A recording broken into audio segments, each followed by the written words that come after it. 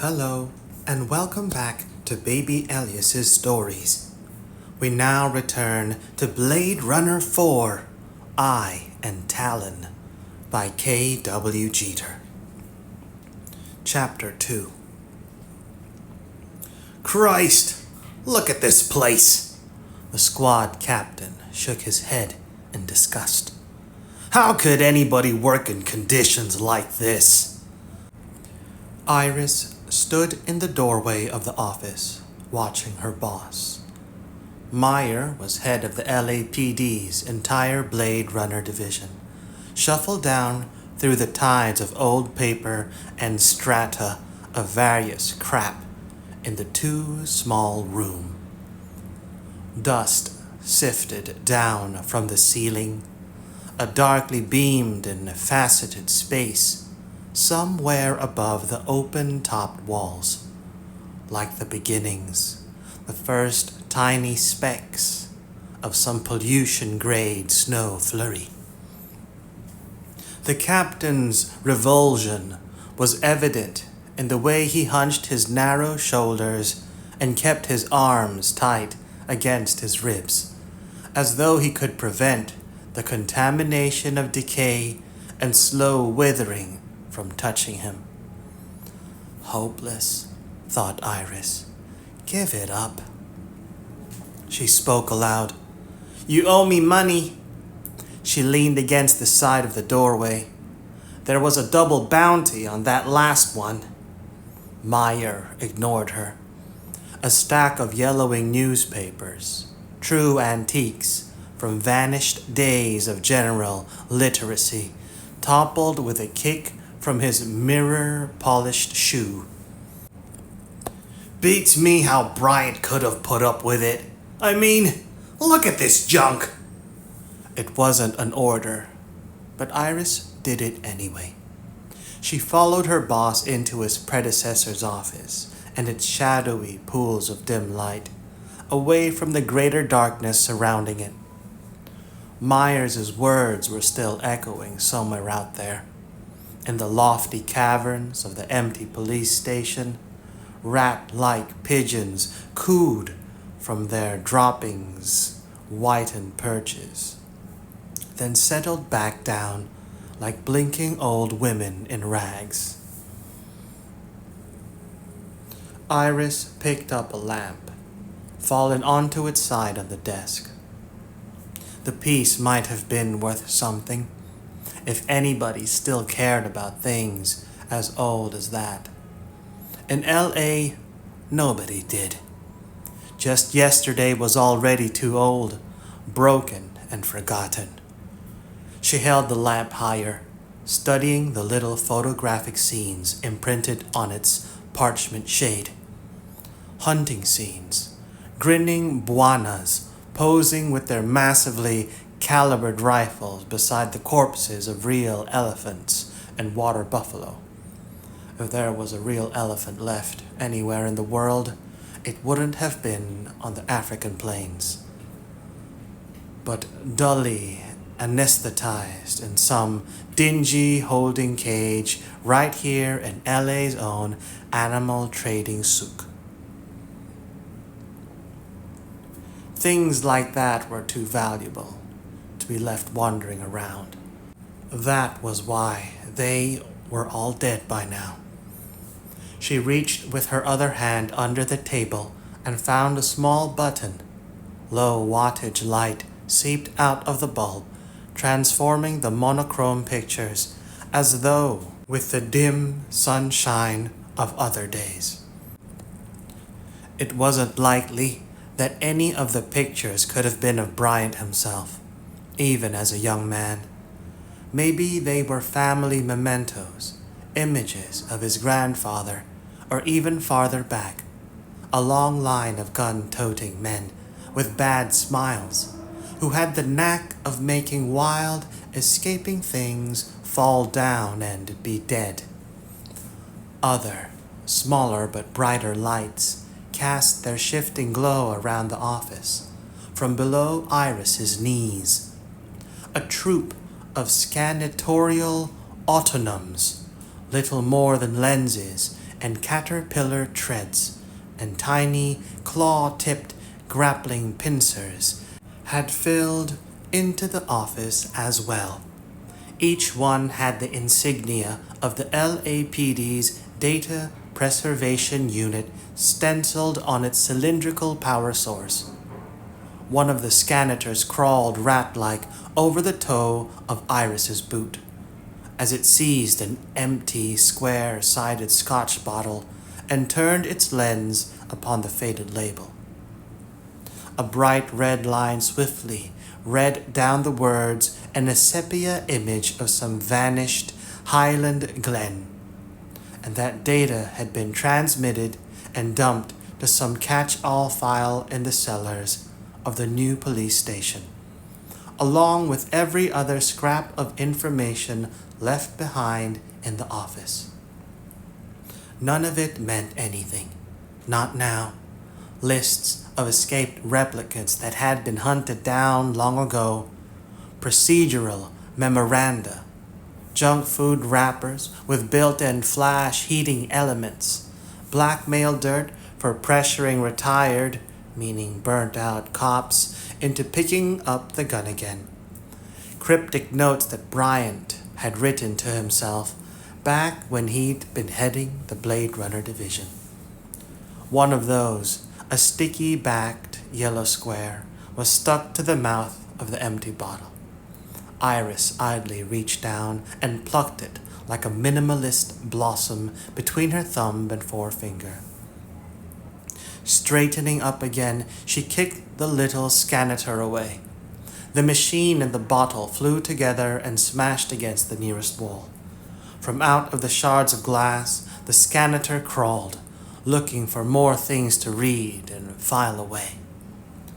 When every murder seems the same, it's time to quit. Iris looked at the words scrawled on the note, and Bryant's messy, alcohol-loosened hand. She wadded it up and flicked it away. That was something the former head of the Blade Runner division didn't have to worry about anymore. Or anything else for that matter. He'd been killed right here in this office, blown away by a gun as big as those carried by the cops who had been under his command. The piece Iris carried was both smaller and deadlier than those hulking cannons. She didn't need to feel like a big man to get her job done. Whoever had taken Bryant out, Iris wasn't sure of the details. She never paid much attention to locker gossip, had done just as good a job on the former division captain. Quitting time had been arranged for him, whether he'd really wanted it or not. That was the main reason the small office smelled the way it did, like bottled-up death, even though its ceiling was open to the rest of the empty station. The whole building stank like that, of police business and administrative termination orders. The memos and day orders could refer to it as quote-unquote retirement or any other euphemism.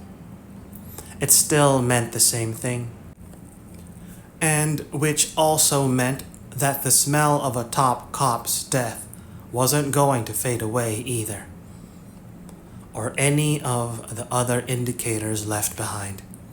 Another scannatorial unit had cleared away enough paper scraps to expose the spatter of dried blood across the floor, Bryant's blood, and was now busily scanning and recording the dark brown marks as though they were the hieroglyph of some forgotten, omen-laden language. "You said I owe you money?" Iris looked up when the new division captain spoke. "That's right." "Not me." Meyer shook his head. "Payroll takes care of that." His fine-boned, almost hairless hands pawed through the messy stacks on what had been Bryant's desk. "Put in your voucher and wait, like everybody else." He picked up a single sheet of paper, studied it for a moment, then discarded it with the rest on the floor. "You got a confirmed kill? You'll get paid." Iris felt her eyes narrowing as she watched the man. "You could front me," she said quietly but firmly, "if you wanted to." He'd done it before, often enough, and not only for her, that it was close to standard procedure for the division. "Could do all sorts of things." Meyer poked a finger through a crack-rimmed porcelain sake cup filled with paper clips. He fished one out and uncurled it into a straight line. "But I'm not going to." "Why not? I've got expenses." "We all do, Cupcake." Meyer held the bit of soft metal between both his thumbs and forefingers, looking across it at her. "It's a rough old world out there, and nobody loves our asses the way we do. Things are happening right now, so it would behoove both you and me to keep our noses clean. Shiny, even." With one point of the metal, Meyer scratched his chin, deep enough to draw a white line across the skin. "So I'm not bending any rules for you, and you shouldn't be asking me to, not if you're smart."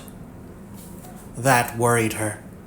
Not much else could, but departmental politics were a jungle to her, darker than any back alley in LA.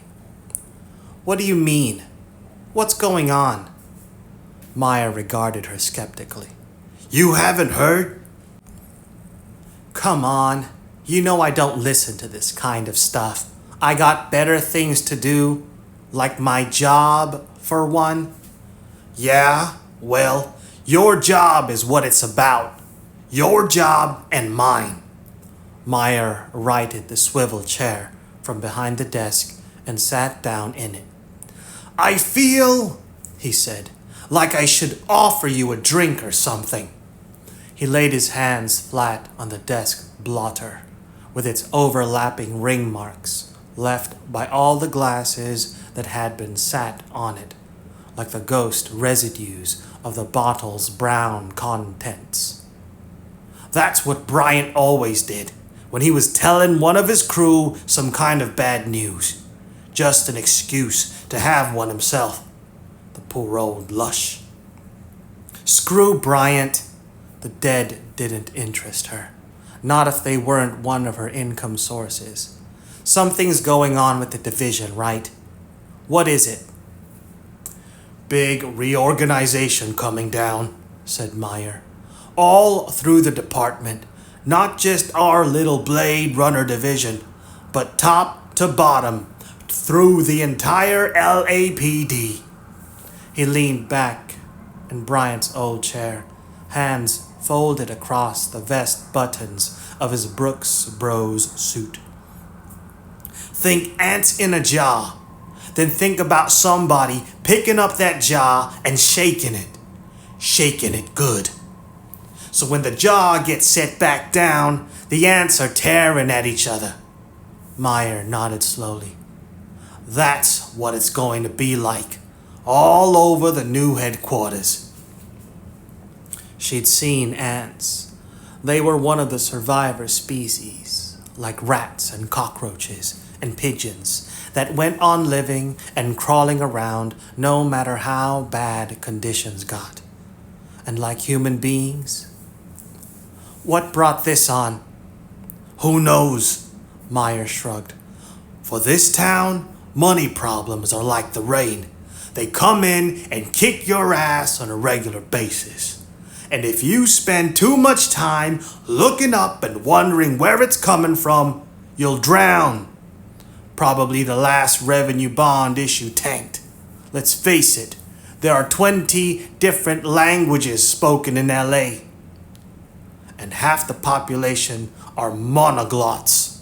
They don't speak to anyone else. You're going to get those people to vote for some money for the police? Fat chance." For a moment, Iris felt as though she were standing out in the edges of the ocean.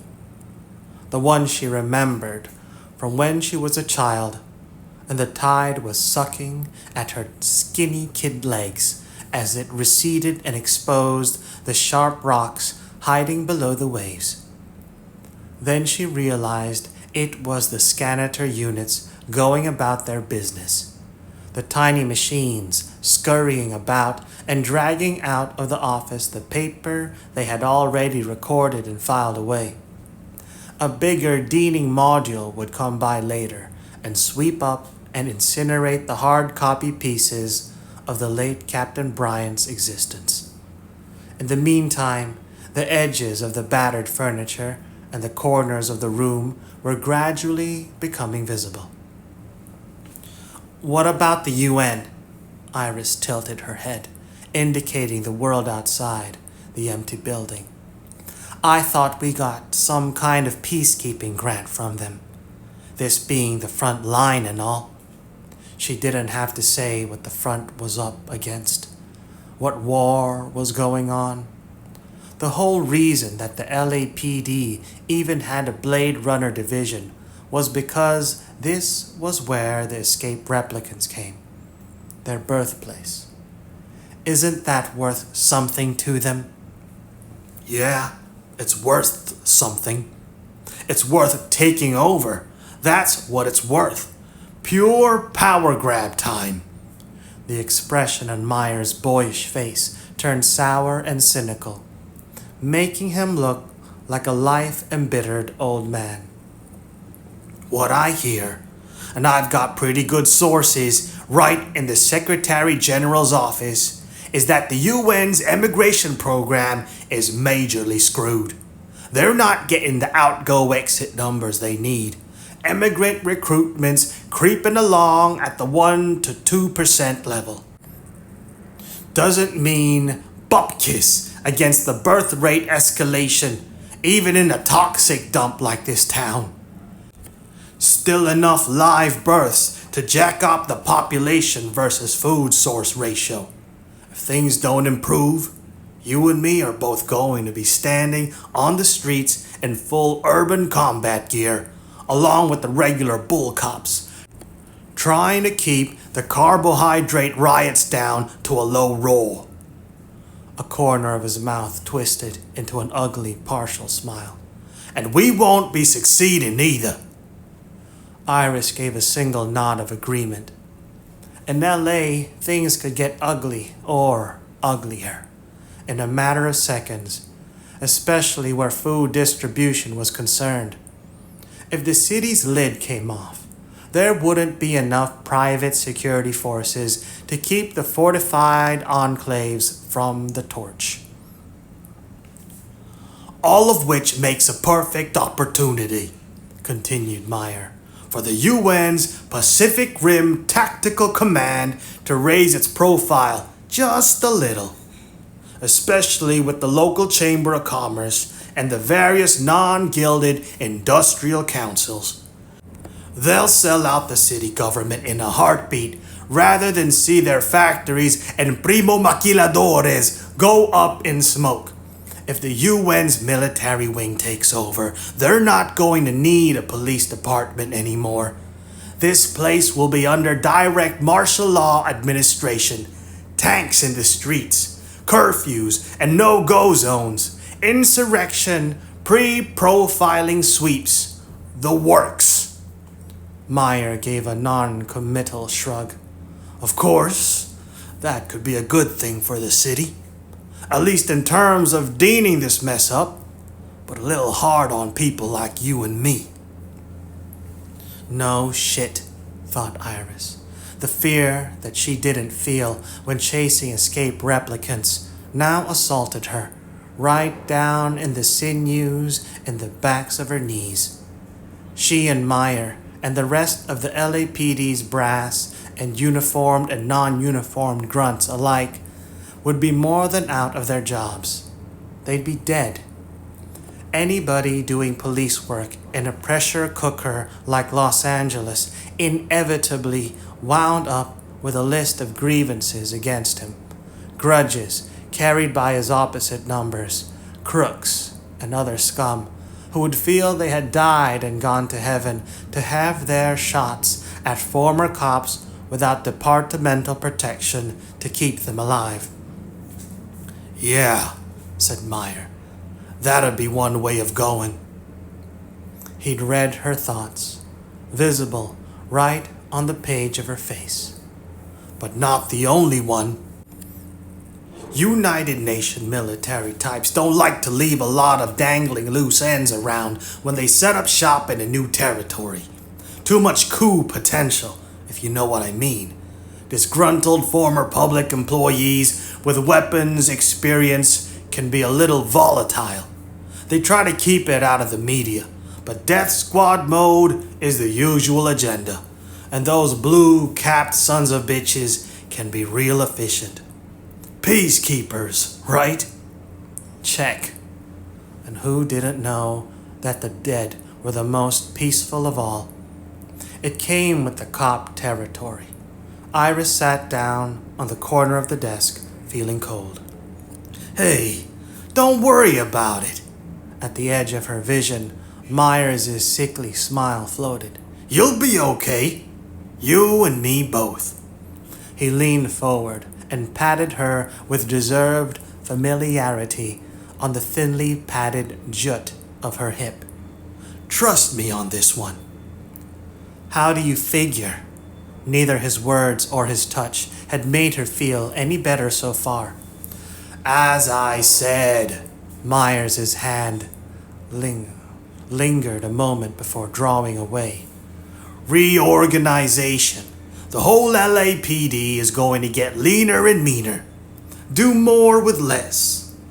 What will lack in funding will make up with sheer orneriness. The unintended rhyme seemed to inspire him. Violence works wonders. When properly applied, the department will clamp down on this city so hard, somebody pees against the wall, he'll be dancing on the end of a monadnack. Meyer moved his loosely clenched fists through parallel small arcs, miming the motion of the standard issue double-handled nightstick coming into contact with a human or non-human face. The mayor's office and the city council will be happy to let us do whatever we need to, rather than have the UN come in and boot them out the door. It'll be pure rock and roll, believe me. A thin ray of hope penetrated the gloom inside Iris's thoughts. Really? Meyer nodded. Trust me on this one. I know how City Hall works. The police department's already the heavies for most of the town's population. It's not like we've got a lot of positive PR to lose. So the powers that be will let us off our leashes. Finally. Better that than having the whole dog dish taken away for everybody. Solid on that, Iris echoed her boss's nod. So our division is going to get thinner too. Thinner and tougher. You got it. Rolling the swivel chair back, Meyer swung his feet up onto his dead predecessor's desk. You know some of the clowns you've been working with? The old, slow ones, the burnt-out cases, all the way down to the far end of the Wombog curve, drawing their pay but doing jack for it. This time, it was a hard, sharp shake of his head. They're not going to make the cut. They're history. They can retire early on half pension. We won't need 'em. Half a cop's pension, Iris knew, without bonuses or bounties, didn't buy much in this town. What if they don't want to retire? They can retire.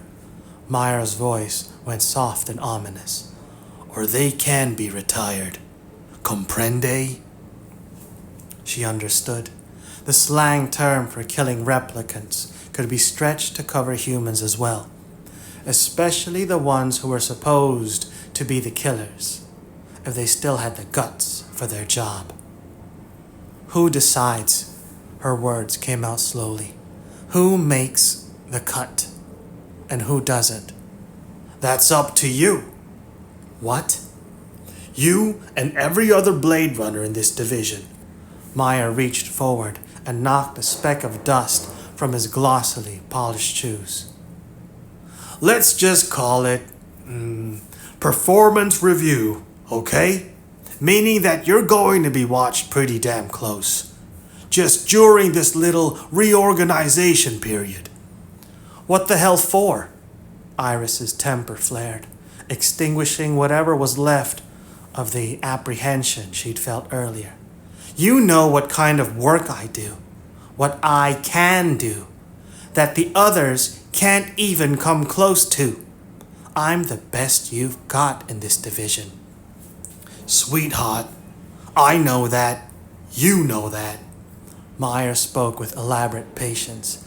But they don't know that. The ones up above me. I'm hanging from the same chain of command that you are, if maybe a couple links higher. That only means I've got farther to fall. The brass want to make sure I'm not cutting you any special favors. He smiled, eyes half-lidded. Which of course I'd be otherwise inclined to do, just to keep you around, for old time's sake. Thanks a lot. For this, I slept with the putts. And what happens if I don't make the cut? Anybody can screw up at least once. Meyer wasn't smiling now. Then you go down with the rest, whether you want to or not. I see. You should. I've got my own ass to save. If I can save yours too, I will. But if you are going down, I'm not going with you. Iris nodded again. A certain kind of peace came over her, a darkly grim one that resulted from knowing what the score was. A little sea of resolution crystallized in her heart. One of these days, thought Iris, I'll have his job, and he'll be asking me to do him a favor. Who would go down then? Him or her was something pleasant to contemplate. But later. So what do I have to do? What I tell you to, said Meyer. That's all. I did that before, and look where it got me. No, I just mean take the assignments. Meyer put his feet back down on the floor. Take them and do them. You know how, right? And make yourself look good. No bitching about 'em, okay? Her turn to smile. That'll be the hard part. You're telling me, because good assignments are scarce right now. He shook his head in disgust. What a stupid business. Working a crew of Blade Runners is for idiots. If they're no good, they get killed on the job. And if they know what they're doing, like you, then they're constantly drying up the market. Which means not a lot of action right now. Meyer's shoulders lifted in a fatalistic shrug. What can I tell you? We're not getting a lot of escaped replicants showing up around here. Iris frowned. Where are they going, if not L.A.? Nowhere that I've heard of. Maybe the words finally got into them, out in the far colonies. See Earth and die. You can't go home again, something like that. Let's face it, their lifespans are short enough already. I mean, if you only had 4 years or so to kick around in, would you blow a big portion of what you got by coming to LA and getting sniped off by some Blade Runner who needs to pay his rent? I wouldn't. But don't they? Her words faded. She felt herself groping in the dark. Iris didn't often wonder about what went on inside the heads of her targets. It was a waste of time. But every once in a while, when she woke up in the middle of the night, sleep would elude her as she wondered about whatever drove them toward a rendezvous with her and a bullet. Don't they have some special reason for coming here? Who knows? Who cares? Whatever it is, it doesn't seem to be a good enough reason right now. Something they want? She puzzled further over it. Something they need to know. They should read a book next time. All the answers you'd ever need, right there. And you don't have to die for them. Iris shook her head. The feeling that something intangible had started to become solid enough for her to wrap her fist around it had already faded away. Maybe, she said, they did find the answers. The ones they were looking for. Mazel tov, said Meyer bluntly. I'm happy for them. But whatever the reason, what it boils down to is that just when we need them the most to come here and show off their happy little faces so we can strut our stuff and kill them, that's when they decide not to come around. Not at all? Like none? Maybe not that bad, admitted Meyer. There's still a few showing up. We haven't managed to totally work our way out of our jobs yet. But that Ines character you bagged, he was the first really good one in a long time. An escaped replicant that had gotten past our perimeter defenses and gone into deep cover. That was why I steered you onto him. 1, I knew you could do business with him, and 2, I wanted you to get the kill credit. I appreciate it. Her heart warmed a couple of degrees. The division's boss might be a son of a bitch, but he had a few redeeming qualities. That was kind of a fun one. It would even be more fun when she got paid for the job, but she decided not to press that point. Yeah, too bad we don't have a couple dozen more. Hell, a couple hundred going down like that. We could use them.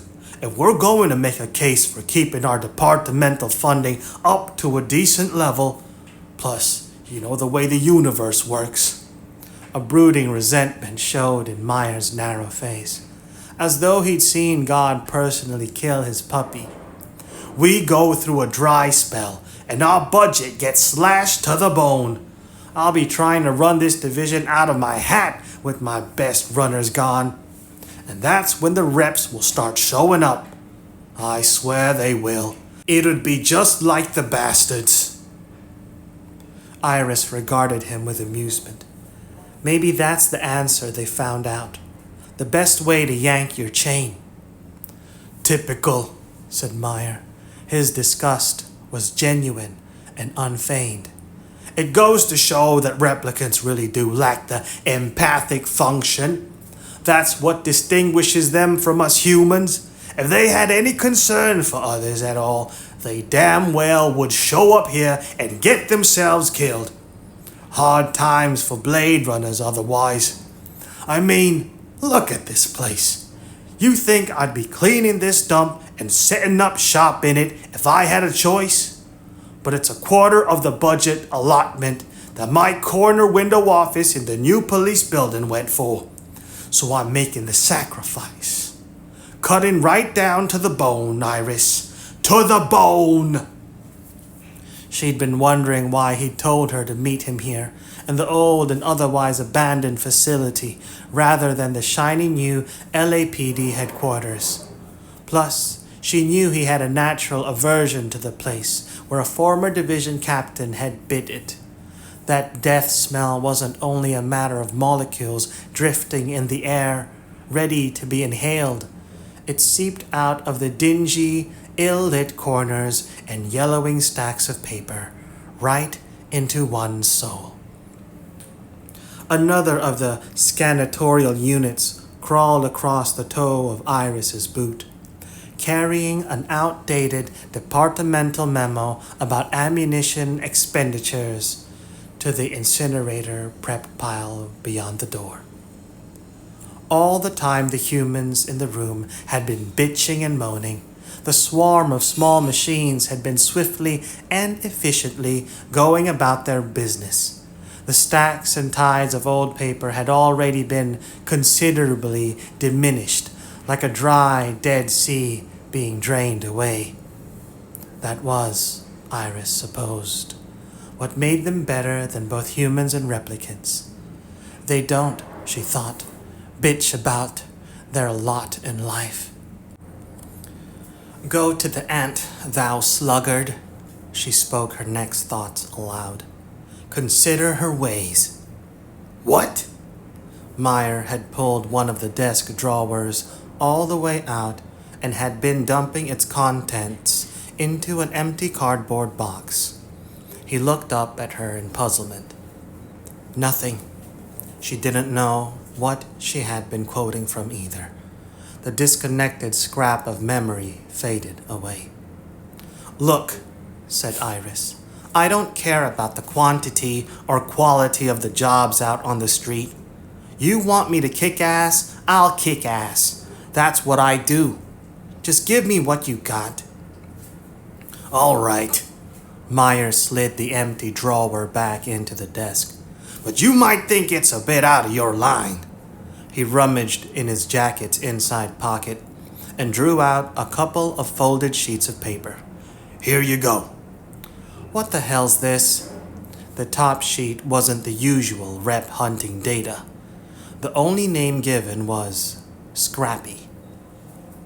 There were no bio details, no list of identifying physical characters, and the height given, 64 centimeters, was absurd.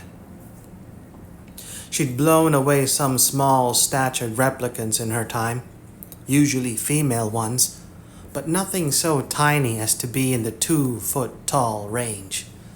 That would have to be a child, an infant, and there were no baby replicants. She knew. Replicants couldn't reproduce. Look at the photo. She flipped to the next sheet. The picture was in grainy black and white, but clear enough for her to make out what it was. This is a joke, right? Iris lowered the sheets of paper in her hand and glared at Meyer. Real funny. No joke, sweetheart. That's the job. Iris looked again at the second sheet. The photo of a bird, an owl with large circular eyes, looked back at her. I hunt replicants. Iris angrily tossed the sheets of paper onto the desk. You want a bird? Go down to the souk. They got plenty of artificial ones there. This isn't a fake bird, said Meyer. It's a real owl. Sure it is. A real living owl? In L.A.? Try it on somebody else. The only real birds left in this town are those ratty pigeons you find at the tops of the buildings. Nevertheless, Meyer reached into his jacket again and pulled out an unlabeled data tab. Holding the small square between his thumb and forefinger, he deposited it in the palm of Iris's hand. Here's some more info on it. Enough to get you started, at least. She felt like flinging the small black square back into his face. I don't do birds. Oh? Meyer raised an eyebrow. Even when there's a bounty on one? That stopped her. How much? Her heart ticked a little faster when he told her. The bounty was even more than the double whack for which the Enesque replicant had gone. Way more. How come so much? That's not your concern, said Meyer. Not mine either. With the back of his hand, he knocked aside a scanator that had climbed into the desk, aiming for the 2 folded pieces of paper. The only question is, you want the job? I don't know. A rare feeling of self-doubt walked around inside her gut. It's not really the kind of thing I do. Let me put it this way. Meyer's voice turned colder than she had ever heard it before. The alternative is turning down the assignment at a time when there aren't a lot of assignments going around. I bumped you ahead of some others on the list to give you that Enesque job. I'm doing the same on this one with the owl. He shook his head. You turn it down, and I won't be able to guarantee you that I can get you another job. Not for a while, at least. And sitting on your hands, doing nothing, is not where you want to be when the departmental reorganization comes down. I'll have a hard enough time keeping my own neck off the chopping block. I'm not going to stick it out there for yours. Iris nodded slowly.